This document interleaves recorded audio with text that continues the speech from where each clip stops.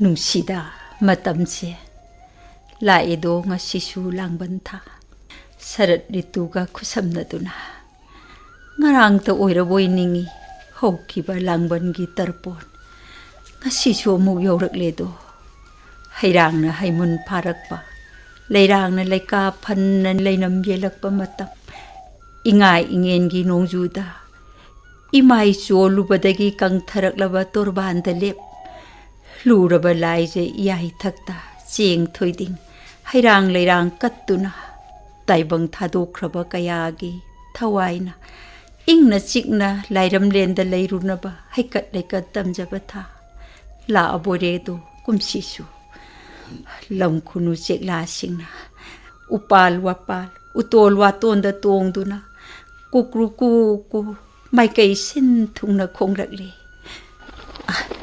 ꯍꯩꯃꯥ ꯍꯩꯃꯥ ꯅꯨꯡꯁꯤꯔꯦꯗ ꯍꯥꯗ ꯆꯦꯛꯂꯥ ꯂꯝ ꯈꯨꯅꯨ ꯅꯪꯅ ꯅꯔꯨꯞ ꯃꯄꯤꯖꯥ ꯀꯌꯥꯒꯤ ꯃꯔꯛꯇ ꯇꯤꯟꯗꯗꯅ ꯄꯨꯈ꯭ꯔꯤ ꯃꯄꯥꯜ ꯑꯁꯤꯗ ꯍꯧꯔꯤꯕ ꯂꯩꯄꯥꯜ ꯑꯁꯤꯗ ꯇꯣꯡꯗꯨꯅ ꯅꯈꯧ ꯄꯣꯡꯅ ꯈꯣꯡꯕꯗꯤ ꯑꯩꯒꯤ ꯏꯐꯝꯗ ꯀꯅꯥꯒꯤ ꯃꯄꯥꯎ ꯇꯝꯕꯅꯣ ꯅꯪꯕꯨ ꯀꯅꯥꯒꯤ ꯄꯥꯈꯣꯜꯂꯣꯏ ꯑꯣꯏꯅ ꯊꯥꯔꯛꯄꯅꯣ ꯍꯥꯏꯌꯣ ꯍꯥꯏꯌꯣ ꯅꯨꯡꯁꯤꯈ꯭ꯔꯦꯗ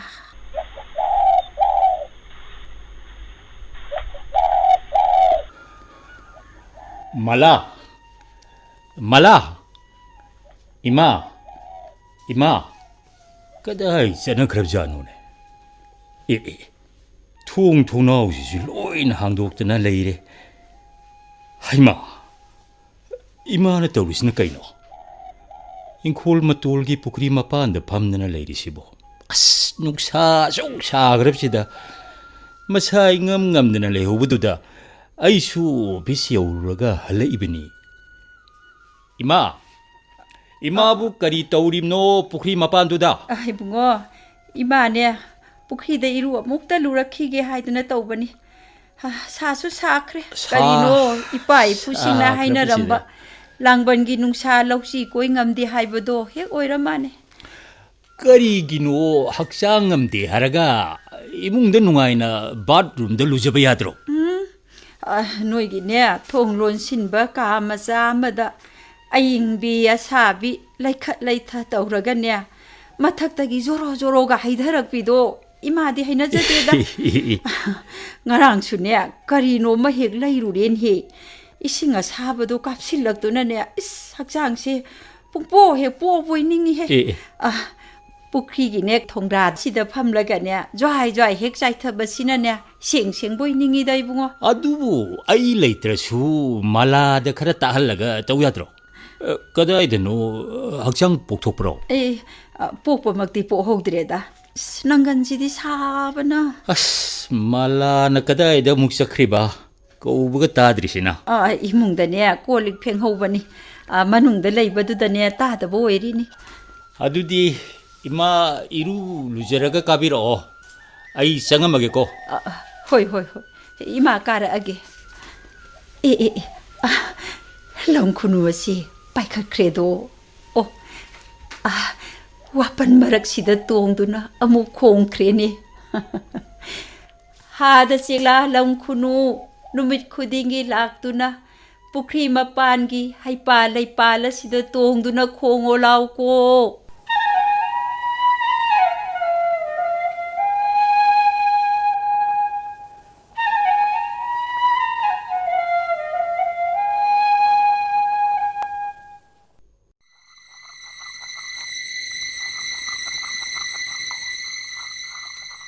이마, 이마, 이게 tumthakra maledo.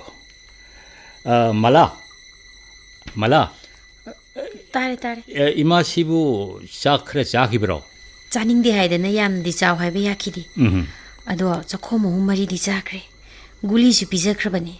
ꯚꯤꯇꯥꯃꯤꯟꯗꯨꯁꯨ ꯊꯛꯈ꯭ꯔꯦ ꯑꯗꯣ ꯃꯣꯏ ꯇꯥꯃꯣ ꯑꯋꯥꯠꯄ ꯍꯤꯗꯥꯛꯁꯤꯡꯗꯨꯕꯨ ꯂꯩꯕꯤꯔꯛꯑꯣ ꯂꯩꯔꯛꯑꯕꯅꯤ ꯈꯥꯎꯗꯨꯗꯤ ꯌꯥꯎꯔꯤꯕꯅꯤ ꯑꯁ ꯑꯩꯁꯨ ꯈꯔ ꯉꯟꯅ ꯍꯜꯂꯛꯀꯦꯅ ꯐꯅ ꯀꯟꯅ ꯍꯣꯠꯅꯕꯅꯤ ꯑꯗ ꯑꯣꯐꯤꯁꯇꯨꯁꯨ ꯏꯂꯦꯛꯁꯟ ꯃꯌꯥꯒꯤ ꯑꯃꯨꯛ ꯇꯣꯏꯕ ꯆꯤꯟꯕꯅꯥꯕ ꯑꯩ ꯈꯣꯡꯀꯥꯞ ꯑꯃꯠꯇ ꯐꯥꯎꯕ ꯑꯩ ꯀꯥꯟꯊꯣꯛ ꯐꯥꯎ ꯍꯦꯛ ꯁꯪꯗꯕꯅꯤ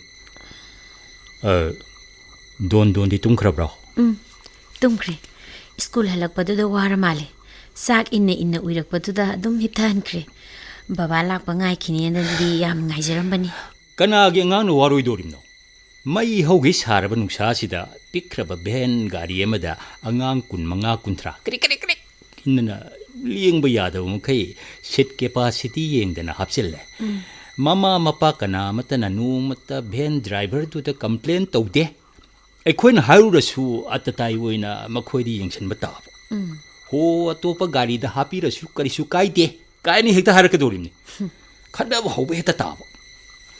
Khangdre khangdre. Tumkrabadi tumjagrasanu.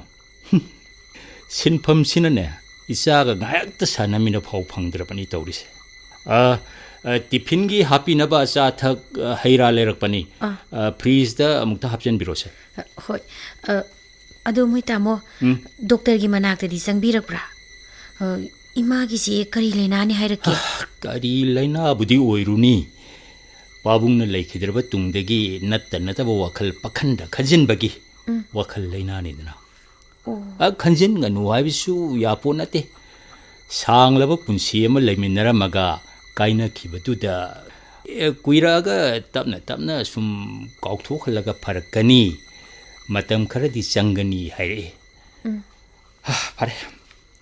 Ai phirul se amukta hongaga ai changage awat pehidak singdo pijana banang ima gi manakta changamo. Hoi.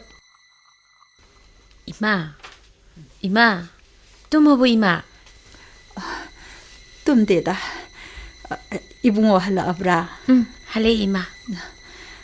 Kariginone mana handak maragsi thengna hala ibasibo. Isudi tumkrabra. Tumkre ima. Moi tamo su bhot mayagi office su yam thabak yam chinmane. Adu phi hong tu ori ima sangani. Ngarang ima gi loithokhiba hidak to adu sulerabani. Tumam daida sagadaba hidak tu ni ko ima. Ima chak asabasi khajitang chakisira. Ai ngakhalaki si hogalaga ngayaktang phamcheba se hogase chabu chaningdreda. Ima chadrabadi haksangdo sum sontharani sakhomani humdang di sasanche se nga ayaibasiga ai hekte ilakeba. Hoi. Ima. Nangla abra. Hale ma. Adu ngahak hogalaga mangun sida phamna pothabiyo.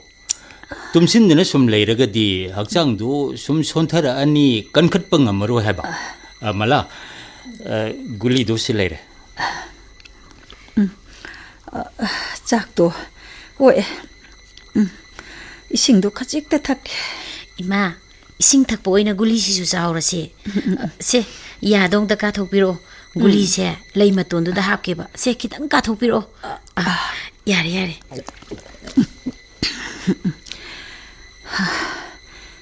Napabungdo mitta udu natalay kauge khanbasu ngamde leipak miyamna yaba mabuk mapau phabanida.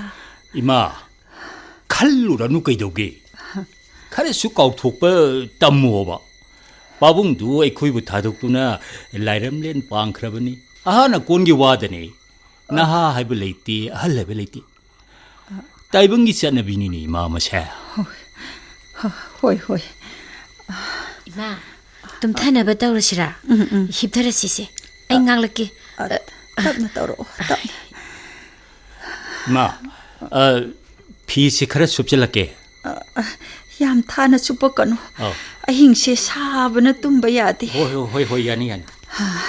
Bema. Ima Napuroibagi sebane isugi solabi manem aigi sebane imause makok marui phare do napam da nongmata khongun tarba sungamde kayade kuire nangna napam chalaktriba inem su khangi inem su ningone napam gi ahallaman nabung nokpa nachinranaw uningamgani do ningona mapam chaningbasidi kariga pangkhak oiruni ima oibema wabana loireda ko nangbo.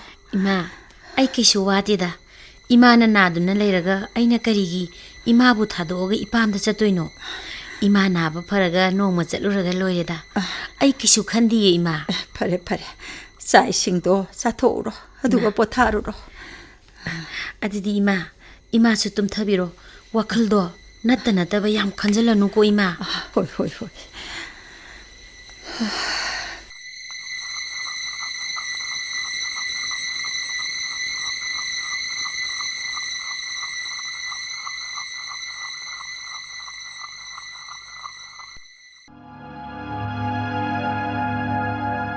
ꯊꯝꯕꯥ ꯅꯪꯕꯨ ꯇꯨꯝꯂꯕ꯭ꯔꯣ ꯁꯤꯅ ꯇꯨꯝꯈ꯭ꯔ ꯃꯥꯜꯂꯦꯅꯦꯁꯦ ꯊꯝꯕꯥ ꯇꯥꯕ꯭ꯔꯥ ꯅꯪꯕꯨ ꯑꯩ ꯂꯥꯛꯏꯌꯦ ꯅꯪ ꯑꯃꯨꯛꯇꯗꯤ ꯍꯧꯒꯠꯂꯛꯑꯣ ꯀꯅꯥꯒꯤ ꯈꯣꯟꯖꯦꯜꯅꯣ ꯑꯩꯕꯨ ꯀꯧꯕ꯭ꯔꯅꯦ ꯀꯧꯗꯦꯗ ꯍꯛꯆꯥꯡ ꯉꯝꯗꯗꯅ ꯇꯨꯝꯊꯧ ꯌꯥꯗꯕꯁꯤꯗ ꯋꯥꯈꯜꯁꯦ ꯃꯋꯣꯟ ꯈꯟꯕꯗꯒꯤ ꯀꯅꯥꯒꯨꯝꯕꯅ ꯀꯧꯕꯒꯤ ꯈꯣꯟꯖꯦꯜ ꯑꯣꯏꯅ ꯇꯥꯔ ꯃꯥꯜꯂꯦꯗ ꯑꯁ ꯃꯤꯠꯁꯤꯁꯨꯅꯦ ꯉꯥꯏꯍꯥꯛꯇ ꯎꯏꯁꯜꯂꯨ ꯌꯥꯗꯦꯗ ꯊꯝꯕꯥ ꯑꯃꯨꯛ ꯇꯨꯝꯊꯈ꯭ꯔ ꯃꯥꯜꯂꯦꯅꯦꯁꯦ ꯑꯩ ꯅꯪꯕꯨ ꯇꯥꯗ꯭ꯔꯕ꯭ꯔꯣ ꯑꯩꯁꯦ ꯀꯅꯥꯅꯣꯝꯅ ꯑꯩꯕꯨ ꯀꯧꯕꯒꯨꯝ ꯇꯧꯏꯅꯦ ꯀꯅꯥꯅꯣ ꯑꯊꯦꯡꯕ ꯑꯍꯤꯡ ꯑꯁꯤꯗ ꯑꯩꯕꯨ ꯀꯧꯔꯤꯕ 이붕어 나띠 낭부 뜸드리브로 탐바 아이 이붕어 나띠 아이 낭이나 뿌려봐 타닐리니 타닐 까리 통시 아묵다 항어 할바 까리 할바 나띠 이붕어 이베마 너이부 따브로 아묵다 하우갈로 까나노 엄나 마파한다 이부 까우레 너이부 아묵다 하우갈로 까이다 후바기 이마 따레 그이도르게 이마 말라 자르는 뭐 엄다 홀로시 이마시 망악나 그렇게 좀 떠리네 마탄들 나올래래 이술 락띠 떠리세 이마 그이도르 해보노 toast like 그래 시들레리시 렘또 앙앙기 문학도 탐비라모 이마 그이도르게 이마 그이도르게 망악나르부 이마 망악나디 말라 이마 시험도 여운 비시지 이마 아이제 콜라키지 답나 또 앙따 야원 시지 까나노 엄마나네 이마부 ꯀꯧꯕꯗꯧꯅ ꯇꯠꯇꯅ ꯍꯧꯗꯣꯛꯏ ꯅꯪ ꯄꯥꯕꯨꯡꯒꯤ ꯈꯣꯟꯖꯦꯜꯁꯨ ꯃꯥꯟꯕꯒꯨꯝ ꯇꯧꯏ ꯊꯣꯡꯗꯣ ꯍꯥꯡꯗꯨꯅꯅꯦ ꯀꯅꯥ ꯂꯩꯒꯦꯅ ꯑꯝꯇꯗꯤ ꯌꯦꯡꯉꯨ ꯀꯩꯗꯧꯒꯦ ꯅꯣꯏꯕꯣ ꯍꯣꯏ ꯑꯩ ꯌꯦꯡꯒꯦ 이마 고 이자누바시나 아이고 티브 토럭레네시 오 뭉시다 마기 맘이 아시다디 마바이부 우람모이도 이마 마이도 파디에 쫓바시나 앙따 떼토럭기시 후망나 웅또이바 뿡쪼쪼레 사그르브레 이마 피지 카라 하이도 우라 호이 ꯉꯥꯏꯍꯥꯛꯇ 하이도 그나노네 이마부 거위 하기시보 그나수 레이브 우디 바판다디 머닝 솜다수 레이티 아힝시다부 그나나 게수 로인롤리 아스 후란 버수 짱모이 이마나 학장 암답두다 와칼 모온 칸을 떠우리 ወ리네 이마 그나수 락티 이마 모이타모 농숭아 락가도레 아이 농안바 파고당데디 이마가 힘이나르게 모이타모나 앙앙두가 tuminnabiru로 aduna parani 아이네 거부시 따바다 마샤마 모우싱세 하우독두나 아이부 꼬이테이 티할레 이 모우시시오 마마가 뿐나 힘있나가 돌아 말해나 하우독루버시 야르로해 아힝시스 로이락가도래 ngasigi디 아이야묵 한크게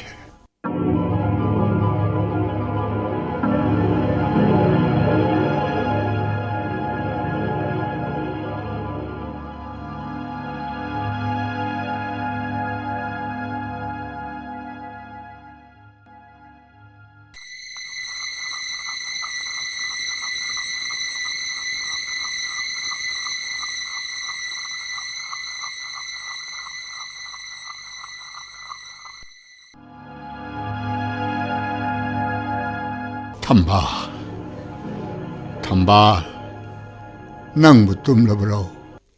ꯀꯅꯥꯅꯣ? ꯑꯩꯕꯨ ꯑꯊꯦꯡꯕ ꯑꯍꯤꯡ ꯑꯁꯤꯗ ꯀꯧꯔꯤꯕ ꯅꯪꯕꯨ ꯀꯅꯥꯅꯣ? ꯑꯩꯅꯦ ꯑꯩ ꯅꯪꯒꯤ ꯅꯄꯨꯔꯣꯏꯕ ꯊꯥꯅꯤꯜꯅꯤꯅꯦ ꯊꯥꯅꯤꯜ. ꯀꯔꯤꯅꯣ ꯑꯩꯕꯨ ꯃꯪꯂ ꯇꯥꯏꯕꯪꯂ ꯇꯧꯔꯤꯕꯁꯤꯕꯣ? ꯅꯍꯥꯟ ꯅꯣꯡꯃꯁꯨ ꯅꯪꯕꯨ ꯎꯅꯤꯡꯗꯨꯅꯅꯦ ꯑꯩ ꯅꯅꯥꯛꯇ ꯂꯥꯛꯄꯅꯦ. ꯀꯔꯤ ꯍꯥꯏꯕ? ꯅꯪꯅ ꯅꯆꯥ ꯅꯃꯧ ꯍꯧꯗꯣꯛꯇꯨꯅ ꯑꯩꯕꯨ ꯀꯣꯏꯊꯤ ꯊꯤꯍꯟꯕꯗꯨꯗ ꯀꯔꯤ? ꯑꯩꯗꯤ ꯑꯗꯨꯝ ꯍꯜꯂꯦꯗꯣ ꯊꯝꯕꯥꯜ. ꯀꯌꯥꯗꯤ ꯀꯨꯏꯔꯦ ꯅꯪ ꯎꯔꯛꯇꯕ. ꯊꯣꯡꯁꯤ ꯑꯃꯨꯛꯇꯗꯤ ꯍꯥꯡꯉꯛꯎ ꯍꯥꯏꯕ. ꯑꯩꯒꯤ ꯏꯄꯨꯔꯣꯏꯕꯗꯤ ꯇꯥꯏꯕꯪꯄꯥꯟ ꯊꯥꯗꯣꯛꯈꯤꯕ ꯀꯨꯏꯔꯦ. ꯑꯊꯦꯡꯕ ꯑꯍꯤꯡ ꯑꯁꯤꯗ ꯑꯩꯕꯨ ꯀꯧꯔꯤꯕ ꯅꯪꯕꯨ ꯁꯔꯒꯒꯤ ꯗꯨꯠꯂꯣ? ꯊꯝꯕꯥꯜ ꯅꯠꯇꯦ. ꯅꯪ ꯑꯩ ꯀꯨꯏꯅ ꯎꯅꯗ꯭ꯔꯕꯁꯤꯗ ꯅꯪꯒꯤ ꯋꯥꯈꯜ ꯑꯗꯣ 이쇼 이쇼이라 말해. 그리 할바. 아이 삿가기 दूत नते थम्बा ना पुरोइब थानिलनिने थानिल. 그리. थावा याउद्रबा हक्यांग पोलांगसिना नंगु थादोक्लम संस्कार की मैरी द तिनख्रबसु आइगे थावाइसिनदि नंगु निंसिंग कांगमदना लांगबन थान यौरकपसिदा आई नानाक्ता लाकपने. नोंमा नुंथिल पोबो अमदसुने आइना लम खुनु सेक्लागी सक्तम लो पुखरी मपालगी लैपाल थक्ते तोंगुना खोंगमबदो आइनिने हे थंबा. करी हाइबा. नंगने आयु निंसिंबिद्रबनिने अहिंगी असिकपसु लोइरकलेदो अमा मंगानसु सिनरकदोरे. ngasigidiने ai amu hankrageko tanglo leina thenglakpa ahing nongyai chabu amada nongma yamu lakhige ko thamba. kari mato ai sadgagi dut nate ko nangi na puroi ba thanil ne thanil kari mato no ngasige hinga side tauriba sibo heiso kari pukri mapanda tonglam lam khunu ado nangni haiba ngaiko nang amukta ngaiko ai thongse hangage ai thongse hangage.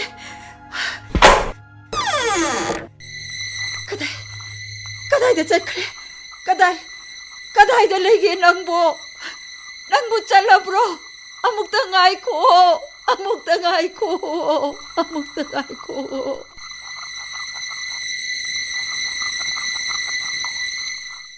मोइतामो हन्दै Imangi मतौसे आई तसेंग सिंगनबा म फाउई.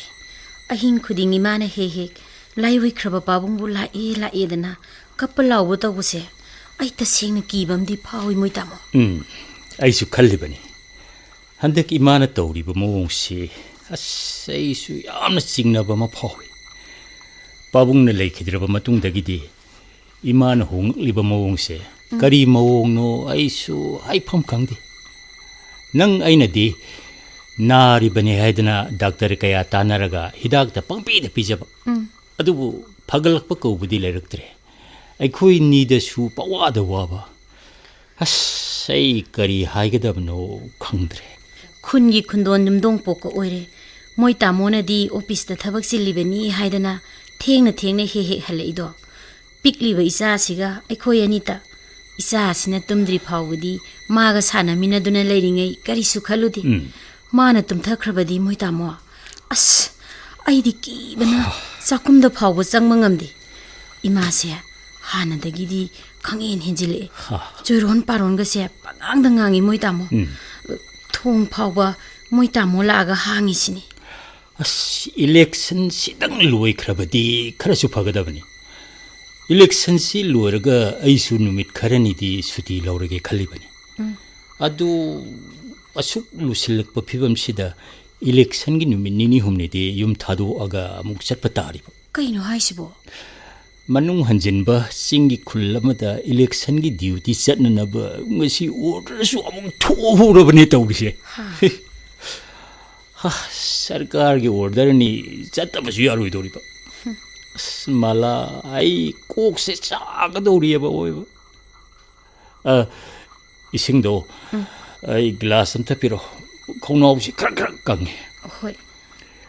ꯅꯪꯁꯨ ꯑꯝꯇ ꯈꯜꯂꯨꯅꯦ ꯍꯧꯖꯤꯛ ꯏꯕꯥꯅꯤ ꯀꯔꯤ ꯇꯧꯁꯤꯒꯦ election duty ꯆꯠꯂꯤꯉꯩ ꯅꯨꯃꯤꯠ ꯅꯤꯅꯤ ꯍꯨꯝꯅꯤꯁꯤꯗꯤ ꯅꯣꯏ ꯏꯕꯨꯡꯉꯣꯗꯣ ꯑꯗꯨ ꯁꯤꯗ ꯈꯔ ꯂꯩꯃꯤꯟꯅꯅꯕ ꯑꯃꯨꯛꯇ ꯍꯪꯁꯤꯔꯥꯕ ꯑꯁ ꯈꯪꯗꯦꯅꯦ ꯃꯥꯏ ꯊꯕꯛ ꯈꯨꯆꯤꯟꯗꯨꯒ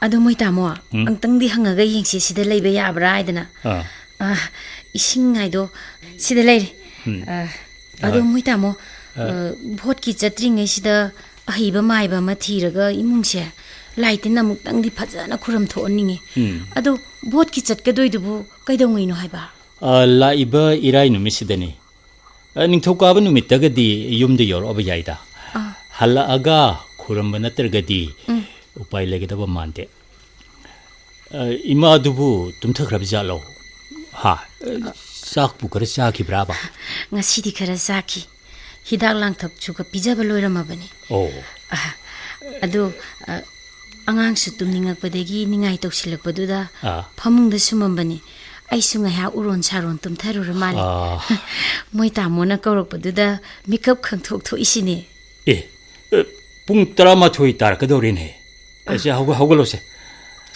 ai ma dum ting biramsi sei suwa bana changse tumning muna sul loira ba aise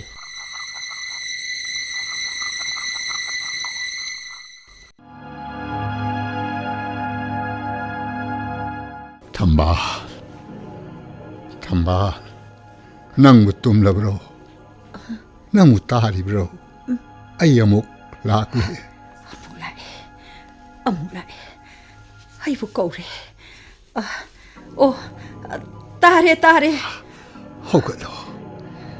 hogalo nashidi thongse amuk hang use ai ngasidine nang bulak po ngairam ribani isai mo sing di loina tumna khrabra ngasai makai inakte leirambani tumba changna khibada mangairi phare ngasidine mokhoi da takluranu mokhoibu hogdok piruranu she thongsi amukta hang oaiba he sor kari matauno ahinga sida thogliba thodok asibo nangna ta sengna makta inakta lakpa oirabadi ai thongsi hangage ko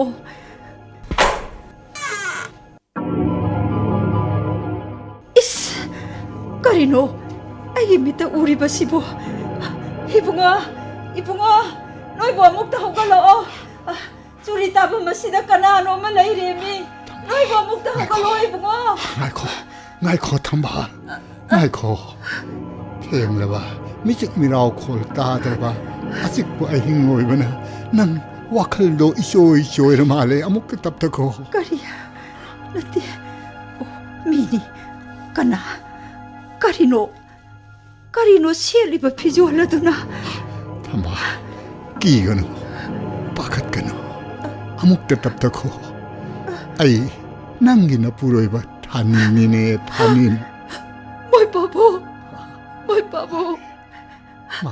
karino nang tawrali ba matawa sibo nang bunahan ba kai kadai de leiru bage karino ayo karino nang seli ba pijola du kari pijol no moi babo ba hangami kap kaloina na khutum singna lakhiba bunsi chinge loireduna khubang tingna halamda aina nang muthadok tunu satkhiba numit adudagi thawai yahudraba hakchang polang sina sanskar gi mairi da tangoi onduna tin khrabusu ai thawai sina nang bu kongumda nang thadok pangamda nanak ta sum laikhido thamba moi babo ai nang si sheli ba pijola sidi daibang si thadok tuna lairam len panglak laba khudingna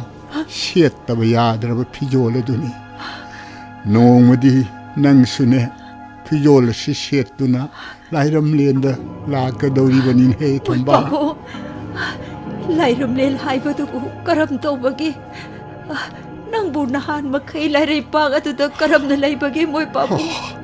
ꯊꯝꯕꯥꯜ, ꯂꯥꯏꯔꯝꯂꯦꯟ ꯍꯥꯏꯕꯗꯨꯗꯤ ꯑꯣꯟꯊꯣꯛꯅ ꯐꯖꯈ꯭ꯔꯦꯗ. ꯏꯪꯅ ꯃꯦꯡꯂꯕ ꯊꯥꯁꯤꯒꯤ ꯊꯥꯕꯜꯅ ꯂꯩꯇꯦꯡꯂꯕ ꯆꯤꯛꯂꯕ ꯂꯝꯗꯝꯅꯤ ꯂꯥꯏꯔꯝꯂꯦꯟꯗꯤ. ꯃꯣꯏ ꯄꯥꯕꯨꯡ, ꯇꯥꯏꯕꯪ ꯃꯤꯔꯝꯂꯦꯟꯒꯨꯝꯅ ꯑꯃꯝ ꯃꯉꯥꯟꯁꯨ ꯈꯥꯏꯗꯦꯗꯣ. ꯌꯦꯡꯊꯤꯅꯕ, ꯈꯠꯅ ꯆꯩꯅꯕ, ꯍꯥꯠꯅ ꯁꯨꯅꯕ, ꯖꯥꯇꯤ ꯕꯤꯖꯥꯇꯤꯒꯤ ꯈꯦꯠꯅꯕ, ꯙꯟꯕꯒꯤ ꯈꯦꯠꯅꯕ ꯑꯃꯠꯇꯁꯨ ꯂꯩꯇꯦꯗꯣ ꯊꯝꯕꯥꯜ. ꯃꯣꯏ ꯄꯥꯕꯨꯡ, 이씨, 그래노, 엄마만 신나그래나, 아이 잘라게, 아이 레이비 아들에, 아이 잘라게. 뭐이 바봉, 뭐이 바봉, 가다이다 너, 오키들의 가다이다 레이크라버게, 뭐이 바봉, 낭부 잘라브로, 나이코, 낭잣 키바야로예, 나이코, 뭐이 바봉, 낭잣 키바야로예, 나이코, 이마, 그이더라기 이마. 말라, abda hulu세. Namu tadri bro. Si ima si kaptu namu leire tarab nambo. 이마 그이더라게. Se hawal. 이마 di pamung no suleitine. Haima, tuong si su hangdok no leire. 이마, 그이더래 mapanda na tuomdar kaptu na leire sidia. 이마, 그이더라게 이마 피신치수 레박도 로인 따리시. 파전에 인실레게시. 가다이, 어묵대 예고, 난 빠붕도 혹시 낙대를 럼버니, 이마가 와리 사나 럼버니, 강호옥도 많그래. 난 빠붕도 노이보 먹다디 예고 가이도버게. 이마, 아티잉바 힝시다 까나 락도리노. 하, 까나 술레이티, 세, 이몽나 장아시세. 말라, 이마시 아무튼 부시나나 바떡시세.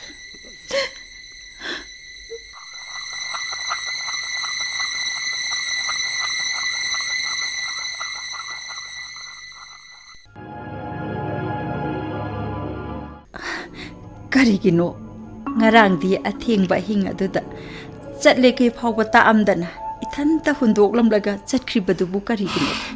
ꯊꯝꯕꯥꯜ, ꯅꯪꯒ ꯋꯥꯔꯤ ꯁꯥꯟꯅꯗꯨꯅ ꯑꯁꯨꯝ ꯂꯩꯊꯣꯛꯂꯨꯕꯗꯨꯗ ꯉꯔꯥꯡꯒꯤ ꯑꯍꯤꯡꯗꯣ ꯂꯣꯏꯈꯤꯕ ꯈꯪꯍꯧꯗ꯭ꯔꯦ. ꯑꯍꯤꯡ ꯃꯃꯩꯒꯤ ꯑꯃꯝ ꯃꯉꯥꯟ ꯁꯤꯟꯅꯔꯛꯄꯗꯨꯗ ꯑꯩ ꯅꯪꯉꯣꯟꯗ ꯆꯠꯂꯦ ꯍꯥꯏꯕ ꯐꯥꯎꯕ ꯇꯥꯛꯂꯝꯗꯔꯦ. ꯋꯥꯔꯧꯒꯅꯨꯀꯣ. ꯑꯗꯨꯅ ꯑꯩ ꯉꯁꯤ ꯑꯃꯨꯛ ꯂꯥꯛꯏꯕꯁꯤꯗꯤ ꯅꯪꯕꯨ ꯀꯣꯏ ꯀꯧꯕꯗꯨꯗ ꯏꯆꯥ ꯏꯃꯧꯅ ꯇꯥꯔꯃꯥꯅꯤ. ꯃꯈꯣꯏ ꯑꯅꯤ ꯍꯧꯒꯠꯂꯛꯇꯨꯅ ꯅꯪꯕꯨ ꯀꯣꯏ ꯊꯤꯔꯦꯗꯣ. ꯀꯥꯈꯠꯂꯛꯑꯣ. ꯃꯣꯏ ꯄꯥꯕꯨꯡ, ꯉꯁꯤꯗꯤꯅꯦ 이몽ꯗ ꯆꯪꯉꯛꯑꯣ. ꯑꯋꯥ ꯅꯨꯡꯉꯥꯏꯒꯤꯅꯦ ꯋꯥꯔꯤꯗꯣ 이몽ꯗ ꯁꯥꯔꯒꯁꯤ. ꯊꯝꯕꯥꯜ, ꯌꯥꯗꯦ. ꯀꯔꯤ? ꯂꯥꯏꯔꯝꯂꯦꯟꯗ ꯇꯤꯜꯂꯨꯔꯕ, ꯑꯁꯤ ꯂꯩꯕꯥꯛ ꯌꯧꯔꯨꯔꯕ ꯀꯅꯥꯗꯤ ꯇꯥꯏꯕꯪ ꯃꯤꯑꯣꯏꯕꯒꯤ ꯃꯔꯛꯇ ꯑꯃꯨꯛ ꯆꯪꯗꯨꯅ ꯃꯤꯔꯝꯂꯦꯟꯗ ꯇꯤꯟꯕ ꯌꯥꯗꯦꯗꯣ. ꯃꯣꯏ ꯄꯥꯕꯨꯡ, ꯄꯨꯟꯁꯤꯒꯤ ꯑꯔꯣꯏꯕ ꯈꯣꯡꯆꯠꯀꯤ ꯑꯔꯣꯏꯕ ꯅꯨꯃꯤꯠ ꯑꯗꯨꯃꯛꯇꯗ ꯃꯣꯡꯐꯝꯒꯤ ꯂꯩꯔꯣꯜ ꯅꯨꯡꯗ ꯑꯃꯨꯛ ꯍꯟꯅ ꯆꯪꯂꯛꯇꯅꯕ ꯍꯥꯏꯗꯨꯅ ꯃꯪꯊꯣꯡ ꯊꯤꯡꯗꯨꯅ ꯊꯝꯕꯤꯔꯝꯂꯤꯗꯣ. ꯃꯥꯡꯒꯣꯜꯒꯤ ꯆꯨꯔꯤ ꯇꯥꯐꯝ ꯑꯁꯤꯗꯒꯤꯅꯦ 이콩 ꯑꯁꯤ ꯊꯥꯡꯖꯤꯟꯗꯨꯅ 이몽ꯗ ꯑꯃꯨꯛ ꯍꯟꯅ ꯆꯪꯕ ꯌꯥꯔꯔꯣꯏꯗꯣ. ꯃꯣꯏ ꯄꯥꯕꯨꯡ, ꯅꯪꯁꯨꯅꯦ ꯃꯥꯡꯒꯣꯜꯒꯤ ꯙꯥꯔꯤꯁꯤꯗ ꯐꯝꯗꯨꯅ ꯌꯨꯝꯕꯤ ꯃꯈꯣꯡ ꯑꯁꯤꯗ ꯉꯥꯊꯧ. ꯑꯩꯁꯨꯅꯦ ꯆꯨꯔꯤ ꯇꯥꯐꯝ ꯑꯁꯤꯗ ꯑꯁꯨꯃꯛ ꯂꯦꯞꯂꯒ ꯅꯪꯒꯤ ꯑꯩꯒꯤ ꯄꯨꯟꯁꯤꯒꯤ ꯑꯋꯥ ꯅꯨꯡꯉꯥꯏꯒꯤ ꯋꯥꯔꯤ ꯀꯌꯥꯗꯣ ꯑꯍꯤꯡꯒꯤ ꯑꯆꯤꯛꯄꯁꯤ ꯊꯨꯒꯥꯏꯗꯨꯅ ꯂꯣꯏꯅꯥꯏꯗꯅ ꯁꯥꯔꯁꯤꯀꯣ ꯊꯝꯕꯥꯜ. ꯃꯣꯏ ꯄꯥꯕꯨꯡ, ꯂꯥꯏꯔꯩꯄꯥꯛꯇꯨꯗ ꯅꯪꯕꯨ ꯀꯅꯥꯅ ꯁꯦꯕꯥ ꯇꯧꯕꯤꯕꯒꯦ? ꯁꯥꯡꯂꯕ ꯅꯪ ꯑꯩꯒꯤ ꯄꯨꯟꯁꯤ ꯈꯣꯡꯆꯠꯀꯤ ꯂꯝꯕꯤ ꯑꯃꯗ ꯅꯪꯒ ꯑꯩꯒ ꯈꯥꯏꯅꯔꯝꯗꯥꯏꯒꯤ ꯑꯔꯣꯏꯕ ꯃꯤꯀꯨꯞꯇꯨ ꯐꯥꯎꯕꯗ ꯅꯪꯅ ꯆꯣꯛꯊꯕ ꯂꯩꯇꯅ ꯇꯧꯕꯤꯈꯤꯕ ꯁꯦꯕꯥ ꯑꯗꯨꯅ ꯃꯄꯣꯛ ꯈꯨꯗꯤꯡꯒꯤ ꯑꯄꯦꯟꯕ ꯍꯥꯏꯕꯗꯨ ꯑꯣꯏꯈꯔꯦꯗꯣ. ꯃꯣꯏ ꯄꯥꯕꯨꯡ, ꯑꯗꯨꯅꯅꯦ ꯂꯥꯏꯔꯩꯕꯥꯛꯇꯗꯤ ꯑꯩꯒꯤ ꯁꯦꯕꯥꯔꯤ ꯍꯥꯏꯕ ꯑꯃꯨꯛ ꯂꯩꯇꯦꯗ. ꯑꯁꯨꯛ ꯁꯥꯡꯂꯕ ꯃꯇꯝꯁꯤ ꯀꯔꯤ ꯆꯥ ꯊꯛꯇꯨꯅ ꯍꯤꯡꯂꯤꯕꯒꯦ ꯅꯪꯕꯨ? ꯅꯨꯡꯇꯤ ꯅꯨꯃꯤꯠ ꯈꯨꯗꯤꯡꯒꯤꯅꯦ ꯑꯩꯅ ꯀꯥꯎꯕ ꯂꯩꯇꯅ ꯅꯪꯒꯤ ꯆꯥꯛ ꯁꯔꯨꯛ ꯈꯥꯛꯇꯨꯅ ꯍꯦꯛ ꯊꯝꯃꯤꯗꯣ. ꯉꯁꯤꯗꯤꯅꯦ 나복 탄나 싸라가 한코 아이 나기 짝처럼도 록토 웃기겠고 뭘 나태 나이코 담바 록토 우라노 아시 레박 여루라부 쿠딩막 마이 샹바 폿 아마다 짜바 탁바 야드레 뭘 바보 록토 우라노 그리노 이씨 마땀 꾸이네 셋나 카이네 루바나 뿌노먹시 이홍홍lâm 레다 뭘 바보 그리노 수망 텔롱가시네 이숑 핵숑에 용기 사진 사야가시시고 미랑학다 이만 핵말lâm 레다 나티 까나함더니 영신비들어버려네 까나나 영신비가니 까나나 영신비가니 뭘 바보 낭나 레이키드라바 뚱다기디 까나나수 한나 영비드레 나짜누파수 오피스기 타박 실리 하이두나 탱나 헤헤 할레이 아이 팡이 해도나 해잔두나 레이락리바 까야하디 꼬이레 이모 팡이 솔라비 마님 아이기 세바네 마짜 마뿌로이바기 세바네 미국 아마타 파우바 포타자바 팡데도 마국 마루도이 파바 마카이 레이레도 모이바보 파카라바니다 이모우기 세바다 아와와 하이바도 까리노 핵 칸키다바니도 아이시 모이 빠봉나 레이키드라바 뚱다 사히 올락바다 이수누 파마 팡자리 뚝뚝 핵 라우라다나 까야디 눅시크레 하우직티네 자우레 스쿨 잣레 이수기 마타우 예앵라가네 아이기 포타팜 보리바니도 모이 빠봉 아두부네 담바 능 나삼나나가시 이파파레다 구슈구면 가주시네 따이페 따인 우레 낭여 마이 통두수니 예행보다 이막 해막셀리 예행보다 누가이때 마약 체험대 인칼락버 저보니 마땀다 파제금 파제람버 낭여 마이 통 분시쟁기에 노력러버 마땀 마시더디 감나막 망실락래도 사이룽가두수 이접 핵잡실레이다 구시우 따이페 따이 운사두수네 이행보다 이쿠이네 우레 나티네 낭부 얌나 와라바라네 탐바 낭가 까이나바기 마이삭나 라이만 오이두나 레이호라비 아이나 낭부 닝싱 까야디 꾸이레 해도나 해선두나 레이락리 아이 와레 아이 얌 와레 모이 빠보 아이 불로션 비로 아이 수나 tumilaglagi mo 나티 아인 kaya tumlagtabagina nasado nang yam soktarani cheche nga pothaba oinene nang tumthoksarulo ngasigi dine ai amuk han kharege ko thamba nati nang chatkino nang inakta sumnai ko nang chalabro moy pabong nang chalabro moy pabong amuk tangay ko kay daw bagi amuk tangay ko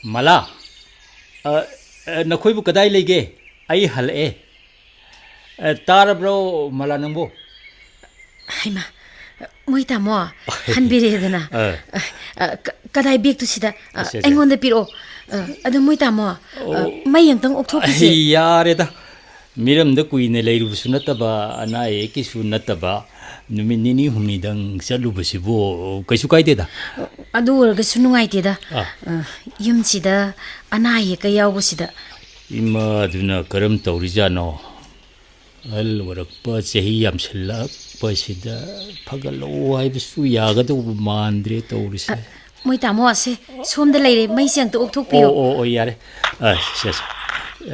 yare adu moi tamo bekse ai mangon sida sum thamamage tamo asada nisinnarakpagi eba pirul singdusu kharadi mollamni taurise kangdreda mala onthokpa chakphattaba mafamsu yam lehorine department की गाड़ी दा fun सांगना चटपनी अदुदगिदी खोंगना सुम चटपसी kilometre मरी मंगा ओरंगनी चिंगनुंगी लोकनुं कया फावरगा चिंगसांग कया लालगा चिंगमाय अमदा सुम अस लंबी न मरोल अम फत्रिबा नुंग कंक्रीट की concrete ngakta mafamdu yauraga halakna bohona badadi kubomga si loina sithar as longnung kaya u phaijanba ama ni gi mathakta lali adudagi sret nanthadunu ga tagri makhagi longnung yaw khol maraktuda as khallubda yu chungi electric ki mai ga su phanghaudri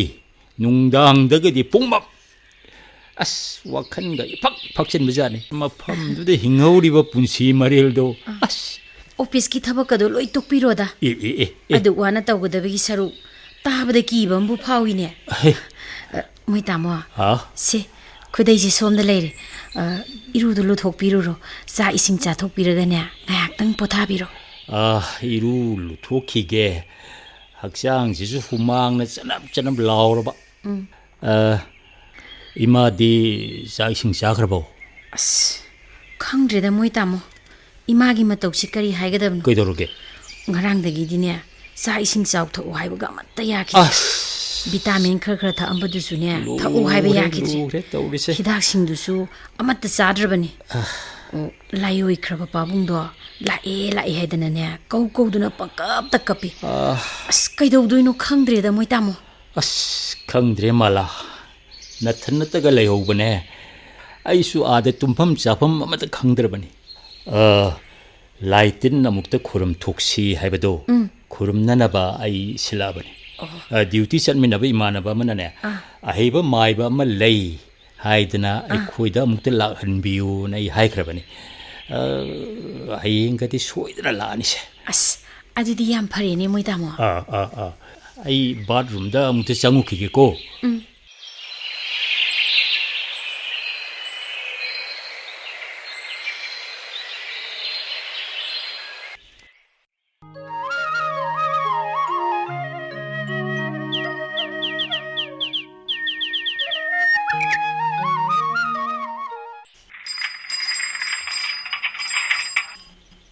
bunga ibungo jiba kana nona kana amta leitabrane kana oiri thongni hangyu leisha kaithen masagi pandu kanu da hanglak da talak pa yunu di sini sha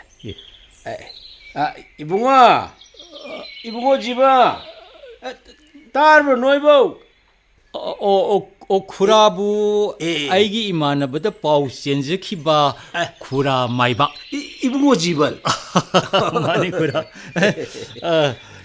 khura yobire da yaure ibungo aigi sagan jibu kadumda khura ai sangoi side te inka charage somne te kakapiro phare mala khura yaure nang phakka moraga do mangul sidamte puthoro he tare khura hoigi nakta leiba imanabaduna election gi duty hanminarakpada gari manungda khura gi wari se hek libaduda khura ga wari khara tanajaningdana imanabaduna I pau senjakibani ko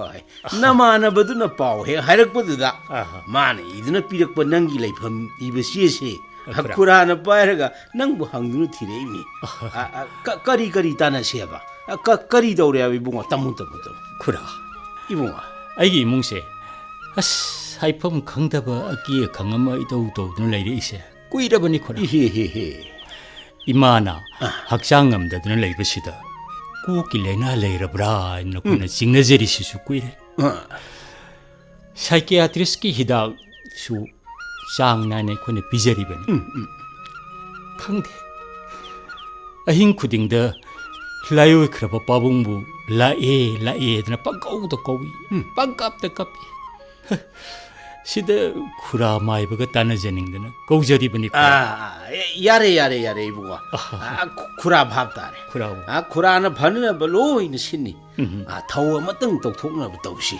khura ado ngasi se numit thabal si phaw wali khura ado nomo numit thabal abhaba ma yenga ai paw haira age polam seram khara 고라 하이럼게 하이비요, 고라. 이설 나오는나봐 꼴롱 거 씨가 와이 Moi tamo, si. 꼴. Kolom chile. 실례. 레이저레 코라. 하이비유. 세세 하이비유. lay angang 레이 앙앙바. 레이 앙앙바. lay angang ohumdang 코라. mayra thongmai ama 코라. tairen matun mana ahum longba ama 다리 마톨. adudagi ising asengba khujai ama Sing kuja. 왜. thang matun tumba haijang ama 하이지랑. aduga polam seram hapnaba yangku amtang helangam Yang ya ni kura kangjere. 왜. se kurana haisi mapung oi maktani ado awat apadudi haying la aga tanersi ko ngasigidi kura halagi ko 코라 로이나 이신자레. 세세. 파레. 코라 좀더 텐도게. ah 코라 아이 텐독샤게. 통갈 바보당 이 텐독. yare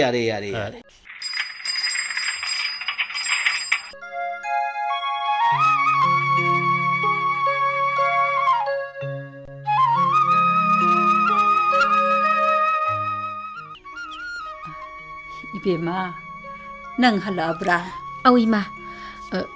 Halakpada ngairi yorbaga imagina nakda papap sanga isini. Ima, haksang du khara nungai rabra.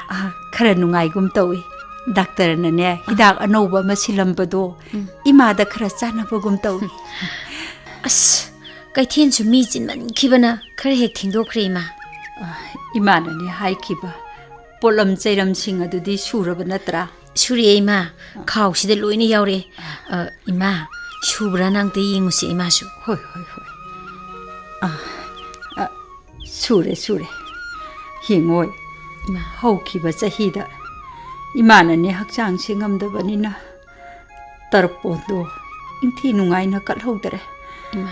adunane nang pabung nai khoibu waro urabara karino ahing taibang ani makta mangum hagum na pabung do inakta lak badongne awaba saktamda uduna talai Ima, imagi wakhanse nungai phami khangde lai oi khraba na pagi da maktane ishorgi maphamda karigumba kharadang tamsi tawbanida kache ima. Pabung ne lai paktuda harauna ingna sikna laijaruna ba ima. phare chalo hai soi singa do soina bataw khajik ta makhan su na soiga do bani koibe ma Hoi ima. 보세 싱실 로이 수르만 나트로. Sura bani moi tamo. 아두디 아이 칼라게 이마가 난가 좀 랍다가 좀 코라모. hoi kalo ibu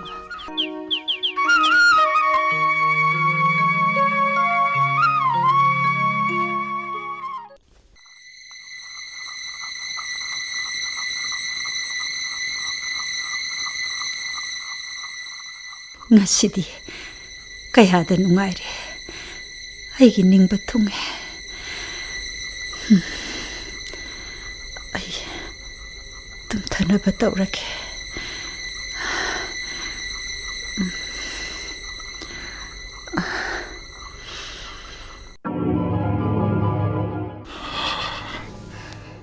낭부 나학다수 포타드라브라네 해 탐바 망골기 우콩다 나타 다리 마판두다 나탄타나 아이부 락방아이베다 낭 와르디니다고 musiba thabangi mangangi taying ba sikpasida nang bulak ba sum ngairiba nang bulak pa ngaiba dane awaba haibado khangdare nang na inak ta lak pa sinane aigi dine nungaiba haibado hoijaribani moi papu 또 ngasi aina nanakta laklibase kumona sigidi nang ai unajabagi aroiba mikup haibado oira male thama kari haiba moi papu nang na hairibadu bu karino kumona sigine langban thasu thamai oirakledo langban thana lakpu khudingi lairam len pangkraba thawai kayana miram len de kumlaktuna ona thoina sana jarambagi punsi khongchatto loirak len he ꯂꯥꯏꯔꯝꯂꯦꯟꯗ ꯑꯃꯨꯛ ꯍꯜꯂꯛꯂꯣ ꯍꯥꯏꯗꯅ ꯍꯥꯏꯔꯛꯂꯦꯅꯦ ꯊꯝꯕꯥ ꯌꯥꯔꯣꯏꯌꯦ ꯍꯦꯗꯣꯟꯅ ꯍꯦ ꯆꯟꯗꯨꯅ ꯂꯥꯏꯃꯟ ꯑꯣꯏꯗꯨꯅ ꯂꯩꯍꯧꯔꯕ ꯄꯨꯟꯁꯤ ꯃꯇꯦꯛ ꯈꯔ ꯑꯁꯤꯕꯨ ꯍꯨꯟꯗꯣꯛꯄꯤꯔꯝꯂꯒ ꯆꯠꯂꯒꯦ ꯍꯥꯏꯅ ꯈꯜꯂꯕ꯭ꯔꯥ ꯁꯣꯜꯂꯕꯤ ꯑꯩꯒꯤ ꯃꯇꯧ ꯑꯁꯤꯕꯨ ꯌꯦꯡꯅ ꯅꯊꯟꯇ ꯆꯠꯈꯤꯕ ꯉꯝꯂꯒꯗ꯭ꯔꯥ ꯍꯥꯏꯌꯨ ꯊꯝꯕꯥ ꯅꯪꯅꯦ ꯑꯩꯒꯤ 이tung ilakkadaba matamdo watlido thamba ishorna nangidamukta sinarakpa taibang sintha loidri taibang kumhai yaho khoko thamba punsi senge loiduna khubang tingna halaklaba matam maduda nang ai amuk hanna unasi ai nang bulakpa baitarani turel torban nairamge ko thamba ꯃꯣꯏ ꯄꯥꯕꯨꯡ ꯅꯆꯥ ꯅꯃꯧ ꯑꯩꯈꯣꯏꯅ ꯅꯪꯒꯤꯗꯃꯛ ꯊꯧꯔꯥꯡꯖꯔꯤꯕ ꯇꯔꯄꯣꯜ ꯁꯦꯡ ꯊꯣꯏꯗꯤꯡ ꯃꯔꯨ ꯑꯃ ꯐꯥꯎꯕ ꯆꯥꯕꯤꯗꯅ ꯆꯠꯂꯒꯦ ꯈꯜꯂꯕ꯭ꯔꯥ ꯅꯆꯥ ꯅꯃꯧ ꯑꯩꯈꯣꯏꯅ ꯀꯠꯆꯔꯤꯕ ꯇꯔꯄꯣꯜ ꯑꯁꯤꯃꯇꯗꯤ ꯍꯔꯥꯎ ꯂꯧꯕꯤꯗꯨꯅ ꯂꯪꯖꯈꯤꯕ ꯏꯔꯥꯟ ꯀꯌꯥꯕꯨ ꯑꯃꯨꯛꯇꯗꯤ ꯀꯣꯛꯄꯤꯔꯝꯃꯨꯅꯦ ꯃꯣꯏ ꯄꯥꯕꯨꯡ ꯇꯣꯛꯂꯣ ꯊꯝꯕꯥꯜ ꯇꯣꯛꯂꯣ ꯅꯪꯅꯅꯦ ꯑꯩꯒꯤꯗꯃꯛꯇ ꯀꯠꯄꯤꯔꯛꯄ ꯇꯔꯄꯣꯟ ꯑꯩꯅ ꯍꯔꯥꯎꯅ ꯂꯧꯈꯤꯒꯦ ꯀꯣ ꯊꯝꯕꯥ ꯂꯥꯡꯕꯟ ꯊꯥꯅ ꯂꯥꯛꯄꯁꯤꯗ ꯅꯈꯣꯏꯅ ꯑꯩꯕꯨ ꯅꯤꯡꯁꯤꯡꯕꯤꯔꯛꯄ ꯑꯩꯒꯤ ꯊꯃꯣꯏ ꯑꯁꯤ ꯑꯄꯦꯟꯕ ꯍꯥꯏꯕꯗꯨ ꯑꯣꯏꯈ꯭ꯔꯦꯗꯣ ꯃꯇꯝ ꯀꯨꯏꯅ ꯍꯪꯂꯛꯂꯕ ꯄꯤꯕꯨꯛꯅꯨꯡ ꯃꯇꯝ ꯀꯨꯏꯅ ꯈꯧꯒꯪꯂꯛꯂꯕ ꯆꯔꯝ ꯑꯁꯤ ꯃꯤꯀꯨꯞ ꯑꯁꯤꯗ ꯑꯔꯥꯝ ꯈꯧꯔꯥꯡꯂꯕ ꯄꯨꯝꯅꯃꯛ ꯑꯗꯣ ꯂꯣꯏꯅ ꯐꯈ꯭ꯔꯦ ꯑꯩ ꯄꯨꯡꯄꯦꯟ ꯄꯦꯜꯂꯦ ꯊꯝꯕꯥꯜ ꯑꯩ ꯄꯦꯜꯂꯦ ꯊꯝꯕꯥꯜ ꯌꯦꯡꯉꯨꯗꯣ ꯅꯣꯡꯃꯗꯣꯜ ꯊꯛꯇꯤ ꯑꯇꯤꯌꯥ ꯃꯀꯣꯏꯁꯦ ꯀꯣꯂꯥꯡ ꯑꯣꯟꯁꯥꯎꯅꯔꯝꯕ ꯊꯃꯣꯏ ꯀꯌꯥꯕꯨ ꯄꯣꯊꯥꯐꯝ ꯄꯤꯔꯝꯕ ꯂꯥꯡꯕꯟꯒꯤ ꯄꯨꯔꯅꯤꯃꯥ ꯊꯥꯁꯤꯒꯤ ꯃꯥꯏꯊꯣꯡꯁꯨ ꯇꯞꯅ ꯃꯃꯤ ꯁꯥꯝꯂꯛꯇꯨꯅ ꯀꯨꯐꯦꯠ ꯀꯥꯐꯦꯠ ꯑꯃꯝꯕ ꯂꯩꯆꯤꯟ ꯅꯣꯡꯐꯥꯏ ꯃꯔꯛꯇ ꯋꯥꯄꯜ ꯃꯈꯣꯡ ꯇꯝꯂꯛꯂꯤꯕꯁꯤ ꯌꯦꯡꯉꯨ ꯊꯥꯁꯤꯒꯤ ꯃꯉꯥꯜꯅ ꯃꯃꯤ ꯁꯥꯝꯈꯤꯕꯗ ꯇꯒꯨꯞ ꯊꯣꯛꯂꯝꯕ ꯊꯋꯥꯟ ꯃꯤꯆꯥꯛꯁꯤꯡ ꯑꯗꯨꯁꯨ ꯂꯣꯏꯅ ꯃꯥꯡꯈꯔꯦ ꯂꯥꯡꯕꯟ ꯊꯥꯁꯨ ꯂꯣꯏꯔꯛꯂꯦ ꯂꯥꯡꯕꯟ ꯊꯥꯅ ꯂꯥꯛꯄ ꯈꯨꯗꯤꯡꯒꯤ ꯂꯥꯏꯔꯝꯂꯦꯟ ꯄꯥꯡꯈ꯭ꯔꯕ ꯊꯋꯥꯏ ꯀꯌꯥꯅ ꯃꯤꯔꯝꯂꯦꯟꯗ ꯑꯣꯟꯅ ꯊꯣꯏꯅ ꯁꯥꯟꯅꯖꯔꯝꯕꯒꯤ ꯄꯨꯟꯁꯤ ꯈꯣꯡꯆꯠ ꯑꯗꯨꯁꯨ ꯂꯣꯏꯔꯛꯂꯦ ꯂꯥꯏꯔꯝꯂꯦꯟꯗ ꯑꯃꯨꯛ ꯍꯜꯂꯛꯂꯣ ꯍꯥꯏꯅ ꯇꯣꯏꯅ ꯍꯥꯏꯔꯛꯂꯦ ꯑꯩ ꯑꯃꯨꯛ ꯍꯟꯈ꯭ꯔꯒꯦ ꯀꯣ ꯊꯝꯕꯥ ꯉꯁꯤ ꯑꯩꯅ ꯆꯠꯂꯝꯗꯥꯏꯒꯤ ꯃꯤꯀꯨꯞ ꯑꯁꯤꯗ ꯏꯆꯥ ꯏꯃꯧ ꯅꯍꯥꯛꯀꯤ ꯅꯐꯝꯗ ꯑꯩꯒꯤꯗꯤ ꯀꯔꯤꯁꯨ ꯄꯤꯔꯝꯅꯤꯡꯉꯥꯏ ꯂꯩꯇꯦꯗꯣ ꯊꯝꯕꯥ ꯑꯩꯒꯤ ꯍꯥꯏꯕꯕꯨ ꯏꯆꯥ ꯏꯃꯧ ꯅꯈꯣꯏ ꯃꯌꯥꯝꯗ ꯑꯩꯕꯨ ꯅꯨꯡꯁꯤꯕꯤꯕ ꯅꯈꯣꯏꯅ ꯑꯩꯒꯤꯗꯃꯛꯇ ꯋꯥꯕꯤꯈꯤꯕ ꯅꯪꯅ ꯑꯍꯤꯡ ꯀꯌꯥ ꯇꯨꯝꯗꯅ ꯑꯩꯕꯨ ꯂꯥꯛꯄ ꯉꯥꯏꯗꯨꯅ ꯀꯌꯥꯗ ꯋꯥꯅ ꯂꯦꯟꯈꯤꯕ ꯃꯌꯥꯝ ꯑꯁꯤꯒꯤ ꯄ꯭ꯔꯥꯏꯆꯤꯠ ꯑꯣꯏꯅ ꯑꯩꯅꯁꯨ ꯅꯈꯣꯏ ꯄꯨꯝꯅꯃꯛꯀꯤ ꯑꯋꯥꯕ ꯀꯣꯛꯇꯨꯅ ꯉꯁꯤꯗꯒꯤꯅꯦ ꯅꯨꯡꯉꯥꯏ ꯌꯥꯏꯐꯅ ꯑꯅꯥ ꯑꯌꯦꯛ ꯌꯥꯎꯗꯅ ꯅꯀꯣꯛ ꯐꯥꯎꯕ ꯆꯤꯛꯇꯅ ꯄꯨꯟꯁꯤ ꯅꯨꯡꯁꯥꯡꯅꯅ ꯄꯥꯟꯕ ꯑꯣꯏꯔꯣꯀꯣ ꯑꯩ ꯉꯁꯤꯅ ꯂꯣꯏꯈ꯭ꯔꯒ ꯇꯥꯏꯕꯪ ꯏꯅꯨꯡ ꯉꯥꯜꯂꯒ ꯅꯆꯥ ꯅꯃꯧꯒꯤ ꯁꯦꯕꯥ ꯃꯇꯣꯟ ꯂꯣꯝꯅ ꯅꯁꯨꯒꯤ ꯅꯨꯡꯉꯥꯏꯕ ꯀꯨꯝꯍꯩ ꯌꯦꯡ ꯍꯔꯥꯎꯅ ꯇꯥꯏꯕꯪ ꯀꯨꯝꯍꯩ ꯌꯥꯎꯍꯧꯀꯣ ꯑꯁꯤ ꯈꯛꯇꯅꯤ ꯑꯩꯅ ꯆꯠꯂꯝꯗꯥꯏꯒꯤ ꯃꯤꯀꯨꯞ ꯑꯁꯤꯗ ꯅꯈꯣꯏꯒꯤ ꯅꯐꯝꯗ ꯄꯤꯔꯝꯒꯗꯕ ꯕꯣꯔ ꯍꯥꯏꯕꯕꯨ ꯑꯩꯁꯨꯅꯦ ꯅꯈꯣꯏꯒꯤ ꯅꯨꯡꯁꯤ ꯃꯤꯠꯌꯦꯡꯈꯥꯗ ꯏꯪꯅ ꯆꯤꯛꯅ ꯂꯥꯏꯔꯝꯂꯦꯟꯗꯨꯗ ꯄꯣꯊꯥꯔꯨꯔꯒꯦ ꯑꯩ ꯑꯃꯨꯛ ꯍꯟꯈ꯭ꯔꯒꯦ ꯀꯣ ꯊꯝꯕꯥ ꯃꯣꯏ ꯄꯥꯕꯨꯡ ꯂꯩꯍꯧꯔꯣ ꯃꯣꯏ ꯄꯥꯕꯨꯡ ꯆꯠꯂꯕ꯭ꯔꯣ ꯃꯣꯏ ꯄꯥꯕꯨꯡ ꯆꯠꯄꯤꯔꯣ ꯏꯪꯅ ꯆꯤꯛꯅ ꯅꯨꯡꯉꯥꯏꯅ ꯄꯣꯊꯥꯕꯤꯔꯨꯔꯣ ꯀꯣ ꯂꯥꯏꯔꯝꯂꯦꯟꯗꯨꯗ ꯅꯪꯅ ꯄꯤꯕꯤꯔꯝꯕ ꯊꯧꯅꯥ ꯂꯤꯡꯖꯦꯜ ꯅꯪꯒꯤ ꯕꯣꯔꯗꯒꯤ ꯅꯆꯥ ꯅꯃꯧ ꯑꯩꯈꯣꯏꯁꯨ ꯅꯨꯡꯉꯥꯏ ꯌꯥꯏꯐꯅ ꯂꯦꯟꯖꯍꯧꯔꯒꯦ ꯀꯣ ꯀꯨꯝꯑꯣꯟ ꯈꯨꯗꯤꯡꯒꯤ ꯂꯥꯡꯕꯟ ꯊꯥꯅ ꯂꯥꯛꯄ ꯈꯨꯗꯤꯡꯒꯤ ꯑꯩꯈꯣꯏꯒꯤ ꯏꯔꯛꯇ ꯑꯃꯨꯛ ꯍꯜꯂꯛꯈꯣꯀꯣ ꯃꯣꯏ ꯄꯥꯕꯨꯡ ꯑꯩꯈꯣꯏꯒꯤ ꯏꯔꯛꯇ ꯑꯃꯨꯛ ꯍꯜꯂꯛꯈꯣꯀꯣ